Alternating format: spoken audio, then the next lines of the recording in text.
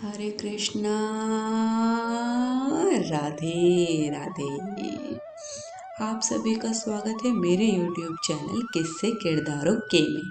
और आज की कहानी का शीर्षक है पिता पुत्र की सोच का अंतर। तो आइए कहानी शुरू करते हैं। एक बार एक पिता और उसका पुत्र जल मार्ग से कहीं यात्रा कर रहे थे। तभी अचानक दोनों मार्ग भटक गए। फिर उनकी नौका भी उन्हें ऐसे स्थान पर ले गई जहां दो टापू आसपास थे। वहां पहुंचकर उनकी नौका टूट गई। पिता ने अपने पुत्र से कहा, बेटा, अब लगता है हम दोनों का अंतिम समय आ गया है। दूर दूर तक कोई सहारा नहीं दिख रहा है। अचानक पिता को एक उपाय सूझा। उसने अपने पुत्र से कहा कि वैसे भी हमारा अंतिम समय नजदीक है, तो क्यों ना हम ईश्वर से प्रार्थना करें। उन्होंने दोनों टापू आपस में बांट लिए। एक पर पिता और एक पर पुत्र दोनों अलग अलग टापू पर ईश्वर की प्रार्थना करने लगे। पुत्र ने ईश्वर से कहा, हे भगवान, इस टापू पर पेड़ पौधे उग जाएं, जिसके फल फूल से हम अपनी भूख मिटा सकें। ईश्वर ने प्रार्थना सुनी। वहां तत्काल पेड़ पौधे उग गए और उसमें फल फूल भी आ गए। पुत्र ने कहा, ये तो चमत्कार हो गया।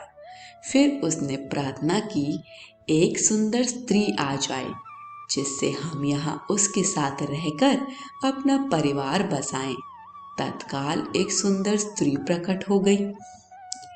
अब पुत्र ने सोचा कि मेरी हर प्रार्थना सुनी जा रही है, तो क्यों ना मैं ईश्वर से यहाँ से बाहर निकलने के लिए एक नौका और सही मार्ग की प्रार्थना करूं। उसने ऐसा ही किया। उसने प्रार्थना की, एक नई नाव आ जाए जिसमें सवार होकर मैं यहाँ से बाहर निकल सकूं। तत्काल नाव प्रकट हुई और पुत्र उसमें सवार होकर बाहर निकलने लगा। तभी एक आकाशवाणी हुई, बेटा, तुम अकेले जा रहे हो, अपने पिता को साथ नहीं ले जाओगे। पुत्र ने कहा, उनको छोड़ो प्रभु, प्रार्थना तो उन्होंने भी की, किंतु आपने उनकी एक भी प्रार्थना नहीं सुनी। शायद उनका मन पवित्र नहीं है, तो उन्हें इसका फल भोगने दो यहीं। आकाशवाणी ने कहा, क्या तुम्हें पता है कि तुम्हारे पिता ने क्या प्रार्थना की? पुत्र बोला, नहीं। आकाशवाणी बोली, तो सुनो, तुम्हारे पिता ने एक ही प्रार्थना की, हे भगवान, मेरा पुत्र आपसे जो भी मांगे उसे दे देना, क्योंकि मैं उसे दुख में नहीं देख सकता, और यदि मृत्यु की बारी आए तो मेरी मृत्यु पहले हो। जो कुछ तुम्हें मिल रहा है उन्हीं की प्रार्थना का परिणाम है। पुत्र बहुत शर्मिंदा हो गया। शिक्षा। सज्जनों, हमें जो भी सुख, प्रसिद्धि, मान, यश, धन, संपत्ति और सुविधाएं मिल रही हैं, उसके पीछे किसी न किसी की प्रार्थना और शक्ति जरूर होती है। लेकिन हम नासमझ रहकर अपने अभिमानवश इन सबको अपनी उपलब्धि मानने की भूल करते रहते हैं, और जब ज्ञान होता है तो केवल पछताना पड़ता है।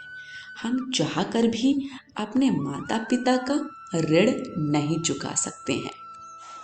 एक पिता ही ऐसा होता है जो अपने पुत्र को ऊंचाइयों पर पहुंचाना चाहता है, पर पुत्र माँ बाप को बोझ समझता है। इसलिए आप सदैव जरूरतमंदों की सहायता करते रहो। दीनहीनों की, साधु संतों की, धर्म कर्म में दान पुण्य, गौ सेवा इत्यादि करते रहो, फिर प्रभु भी आपका ध्यान रखेंगे। आज की कहानी यहीं समाप्त होती है।